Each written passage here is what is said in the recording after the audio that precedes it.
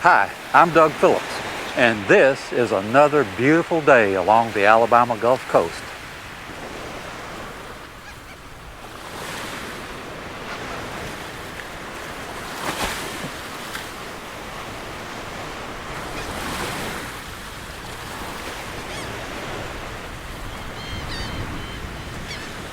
It's just as beautiful as it ever was, but you know the story. April 20th, 2010, the BP Deepwater Horizon oil well exploded, taking the lives of 11 men. 5,000 feet beneath the surface of the Gulf of Mexico, oil began to spew into the marine ecosystem. In May, the first tar balls from the gushing undersea well reached Alabama's gleaming white sands.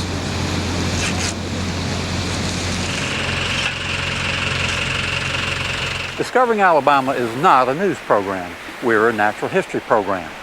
And for us to now be bringing you such unhappy images from our Gulf Coast is our way of saying the Deepwater Horizon disaster has become something our state could be dealing with for years to come.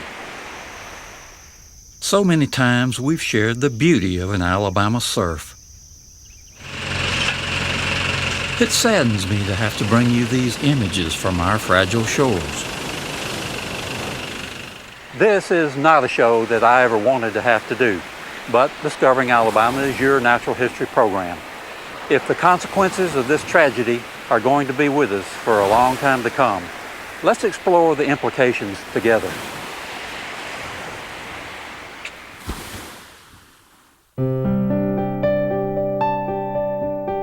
This program is about a land unknown to many people, a land that in many ways has maintained its native natural wonders, a place of bountiful backcountry, forests, streams, and wildlife more diverse than can be found in much of the inhabited world. Come along with me as we explore the wild wonders of this land. Come along as we discover Alabama.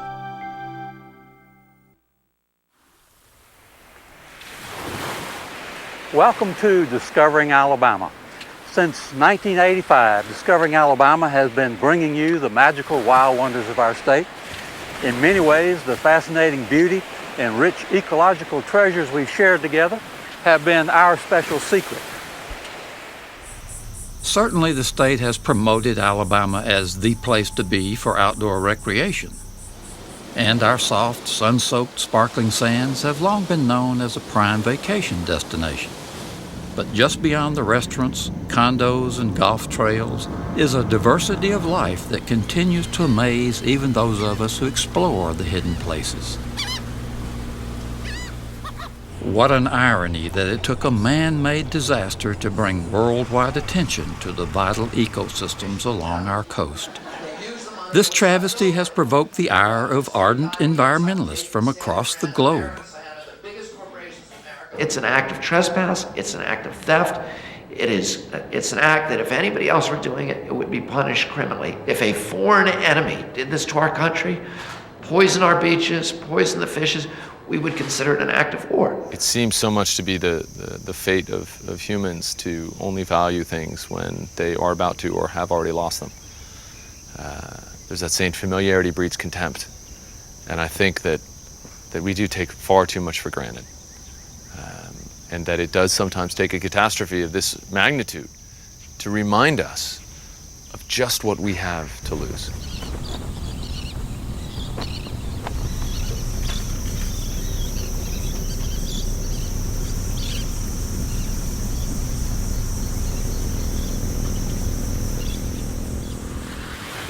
But isn't the Gulf oil spill yesterday's news? It's no longer on the front page. It's no longer at the top of the hour on every newscast.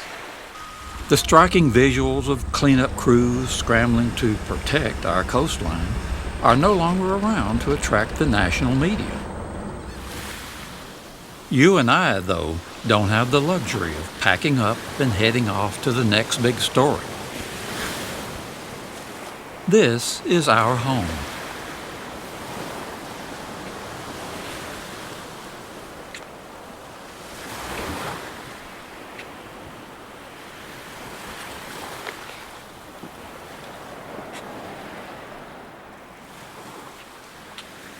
We've been discovering Alabama together for over 25 years. Wherever we go, we talk with local folk, inquire with knowledgeable experts, scientists, and we're used to getting answers. This time, it's different. The oil is out there, it's in the system. What do we do now? There's so many unknowns. We don't know all of the impacts. We don't know what will happen to the next year class. Every day we don't know. And we don't know how long that's going to be going on. So we don't really know what it's going to happen. The thing we don't know about is really the long-term effects. Science doesn't claim to have all the answers, but when every answer is, I don't know, it gets a bit frustrating. That's actually a very important part of science, is sometimes admitting I don't know, now.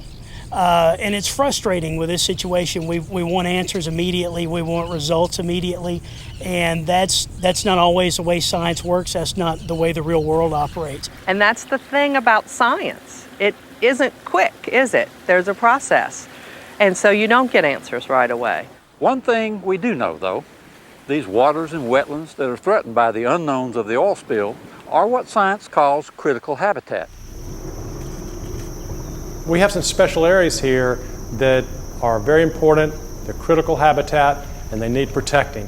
And I might say that when you think about the top waters of the Gulf of Mexico on a sunlit summer day, it's just astounding to think of the life that's out there and the food web that's been established, and the necessity of all those organisms and how important they are to each other. Well, we don't know all of the impacts of this spill yet on our habitats and wildlife, and that's one of the things that we're spending a lot of time doing in this area is coordinating research to look at exactly what those impacts are. And we want to make sure that we understand that fully so that we know how to restore the beaches and the marshes and all of these important wildlife habitats to the state that they once were in. The thing we don't know about is really the long-term effects, okay? Because, for example, we're using the dispersant, and so this oil's still there, but the whole point is we did it so that we can't see it, all right? We can't see the oil. That doesn't mean it's having subtle effects, if not major effects, from an ecosystem standpoint. And those are things it's really going to take years to look at.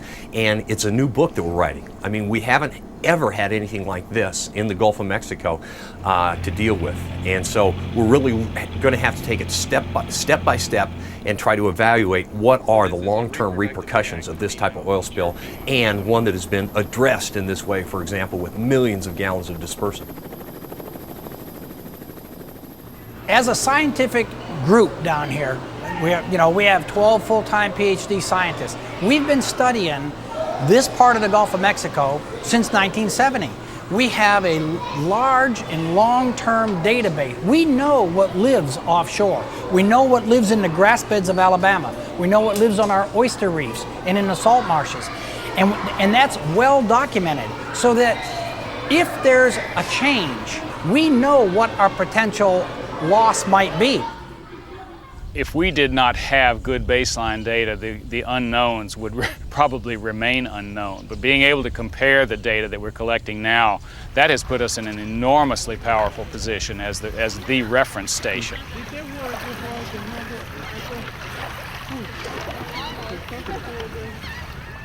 The lab has been known nationally and internationally for its educational programs for many years.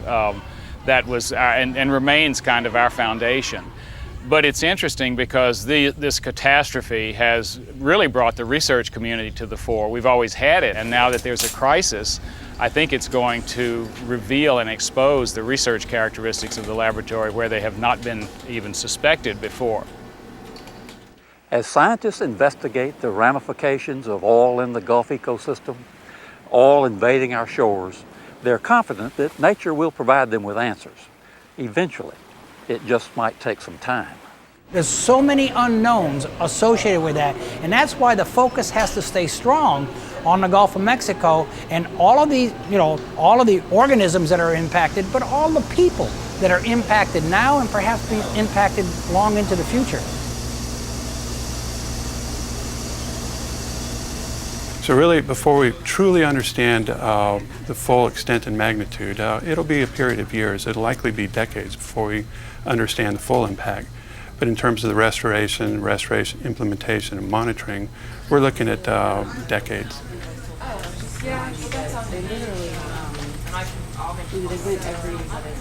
The long view remains that the system has the capacity to recover, and the unknowns is how long is it going to take, and is it going to be exactly the same when it comes back?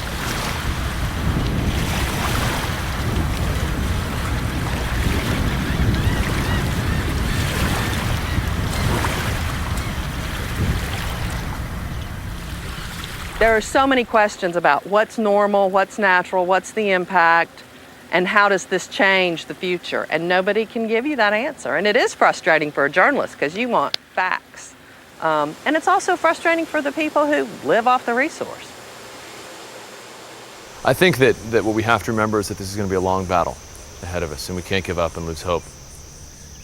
And I think that it's going to be a long road ahead. I think we have to recognize that. We can't give up. I've met amazing people on the Gulf Coast, Alabama included, whose resiliency and determination is beyond a shadow of a doubt. Today, the beach looks great, on the surface at least. What's going on beneath the sand? For the most part, the highly visible evidence of the oil spill is no longer so apparent. But questions will remain that nature must answer. And as the old saying goes, time will tell.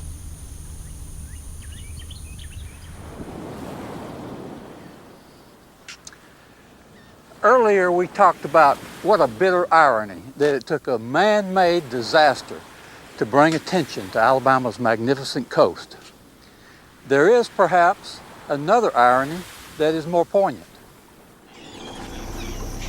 Focusing attention on critical Gulf habitat has made it strikingly obvious that the critters living within that habitat include us. When our coastal habitat was threatened, our coastal economy became endangered as the human critters deserted the summer sands.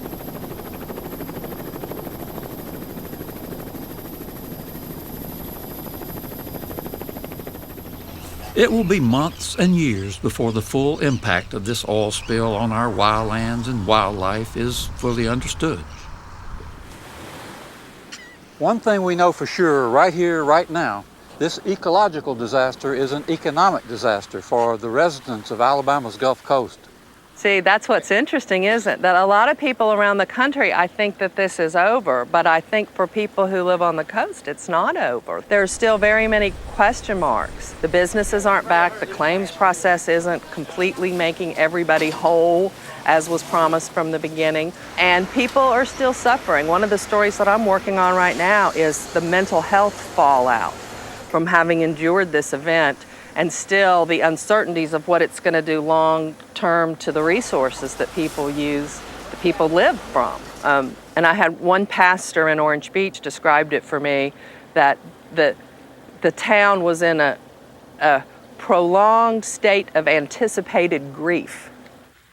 Lack of control is one of the most anxiety-provoking experiences for humans, regardless of the situation. And particularly in a situation where it's not a single disaster. It's not that the oil spilled, it was done, and now we move forward, but it's a combination of things. All of the unknowns just added up on one another, and when you do that to humans, when you place them in a position where they don't know what's coming next, it creates an unbelievable amount of fear and anxiety, and that's very hard to live with. The nature of life is nature. You've heard me quote that axiom many times. And it's easy to understand. Our lives, the food we eat, the water we drink, the air we breathe, are all part of natural systems. I think people here realize that their livelihoods are directly tied to the resources that are surrounding us, the natural resources, whether it be the beach or the estuaries and bays that are the places where all the all the sea life comes from.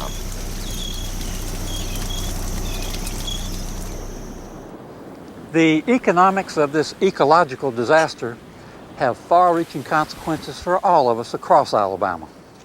The devastating blow to the financial well-being of the seafood industry and the tourism industry ripples throughout our state in terms of lost tax revenues. And this at a time when the economy is already down. This at a time when our fiscal ability to take care of one another is already strained. Some might say that an ardent nature lover like myself might find it difficult not to wag the finger a little bit. Pointed right here. Pointed at you. Pointed at all of us. We've been using gas and oil like there was no tomorrow. I think we have to remember that this is a symptom of a bigger problem.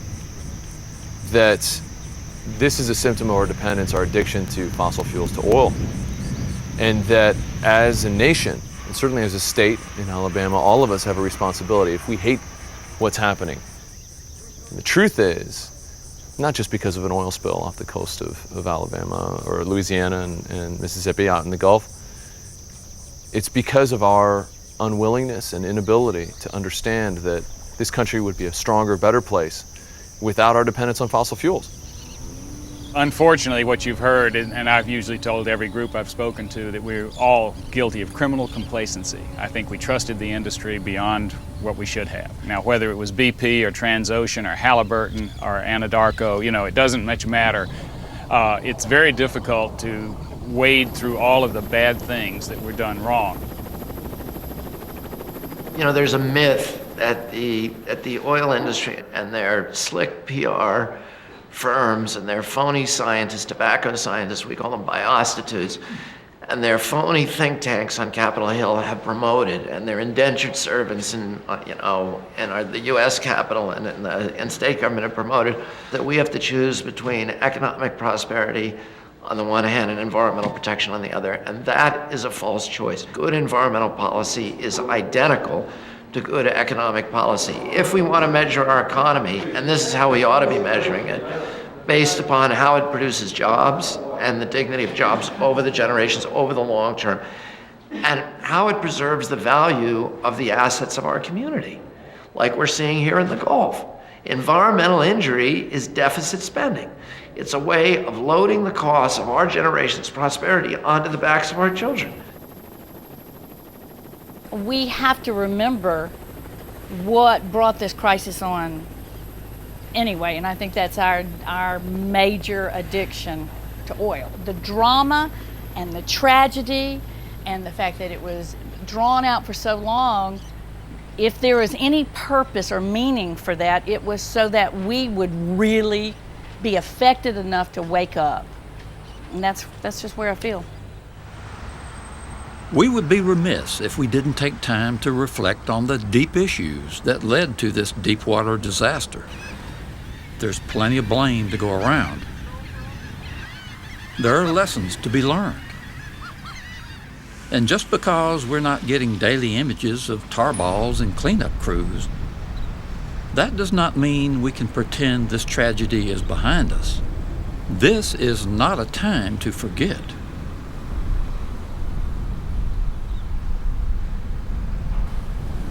This is a time to remember the future, and to ask, what can we do together? Come visit us.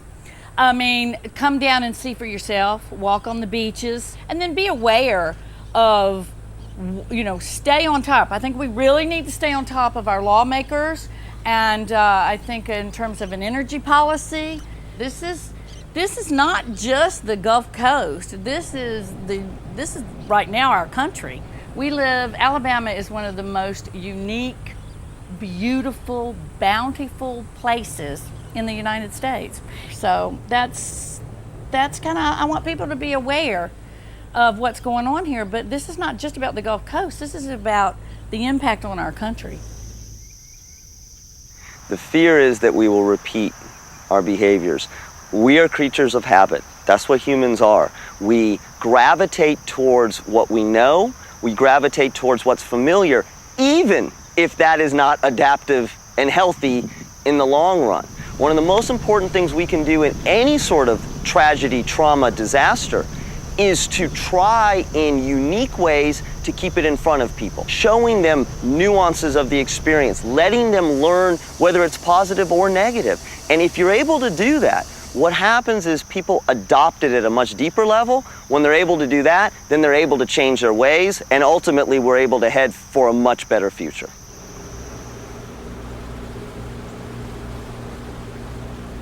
I really think that there is an opportunity here. It's always been a special place. It's been as productive today as it was 20 years ago and will be in the future, I hope. I think education is key, education and outreach to try to continue the message of how important our Gulf Coast area is, not only here in Alabama, but along the northern Gulf Coast from the panhandle of Florida all the way to Texas. So I'd like to think that maybe it's high time to recognize how we have utilized the resources in the Gulf of Mexico, and maybe it's time to give back a little bit and try to restore and give the ecosystem a boost.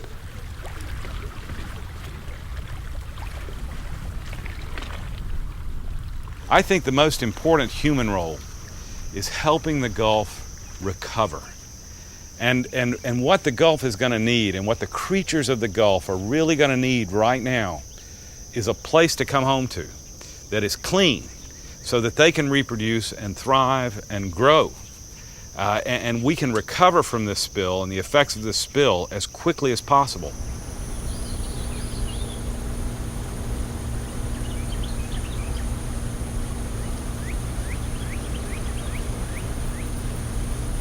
I think that it's important to remember just what's at stake. And when I look out here on the Five Rivers Delta, I mean, this is a national gift, a gift from nature that is here in the backyard of Mobile, Alabama. This is a treasure that every person in this state should be grateful for every day and should be proud that exists here and should come and see and visit and experience and love and protect. And not take for granted.